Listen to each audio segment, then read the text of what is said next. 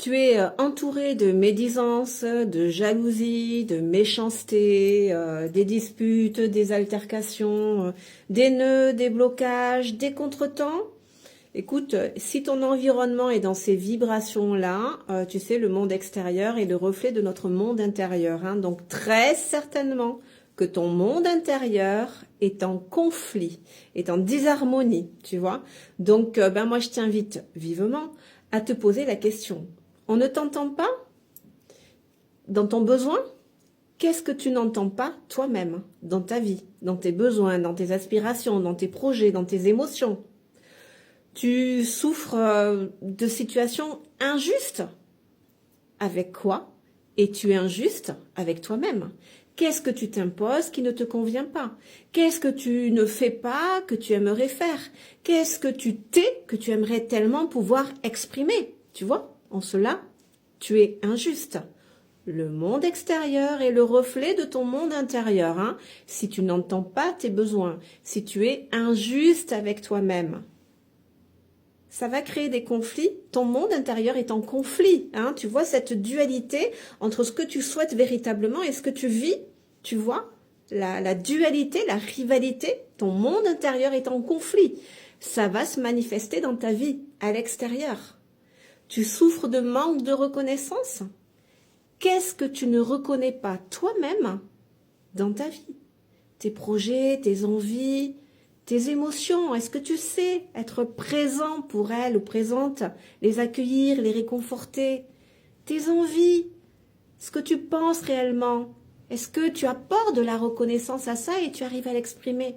C'est très important, hein. Si ton monde extérieur et il y a que des disputes, des problèmes, des nœuds, des blocages, ça veut dire que ton monde intérieur est en conflit. Par contre, si ton monde extérieur, c'est paix, harmonie, bien-être, sérénité, c'est que là, il y a de fortes chances que tu es bien aligné. Tu vois, que tu sais exprimer ce qui est juste pour toi, que tu sais réaliser ce qui est important pour toi, que tu sais être présente pour toi par rapport à tes émotions. Tu vois, ça j'adore cette phrase. Le monde extérieur est le reflet de notre monde intérieur. D'accord? Et c'est vrai que quand on voit le monde extérieur comme il est, avec tous ces conflits, ces guerres, enfin, il est le reflet de nos propres démons intérieurs. Donc, si chacun, on pouvait venir pacifier nos démons intérieurs, retrouver l'amour et la paix en soi, ce serait fantastique. Mais c'est les effets miroirs, hein, ce sont les effets miroirs. Mais de la même manière, hein, si tu admires une qualité chez une personne, ce n'est pas un hasard. Si tu admires une qualité chez une personne, là aussi, il y a un effet miroir. Tu vois, ton monde intérieur, il est en train de te dire que ce que tu admires, tu l'as en toi aussi. Donc, cultive-le, développe-le. Tu vois, ça contribuera, ça aussi, à développer cette paix à l'intérieur de toi. Tu vois, donc, inspire-toi. L'effet miroir, hein, pour moi, c'est vraiment l'outil d'évolution le plus puissant. À partir du moment où il y a quelque chose qui t'agace à l'extérieur, essaie de cibler qu'est-ce qui t'agace précisément. Retiens cet aspect-là et sonde-toi autour de cet aspect. Comment, par rapport à cet aspect-là, toi, tu te positionnes? Tu vois? Est-ce que tu es dans le trop ou est-ce que tu es dans le pas assez? Ça, j'adore. L'effet miroir, c'est magique.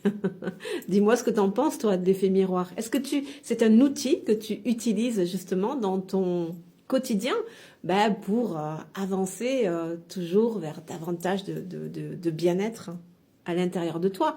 Parce que, voilà, hein, le nous, il commence par le je. Hein. Si je suis bien, ça va se répercuter à l'extérieur. Hein. Donc, l'amour inconditionnel, il commence vraiment par l'amour que l'on se porte à soi-même, tu vois. Et du coup, on ressent, on rayonne ça de l'intérieur et ça va vers l'extérieur. C'est pour ça que ça passe par le je vers le nous, quoi.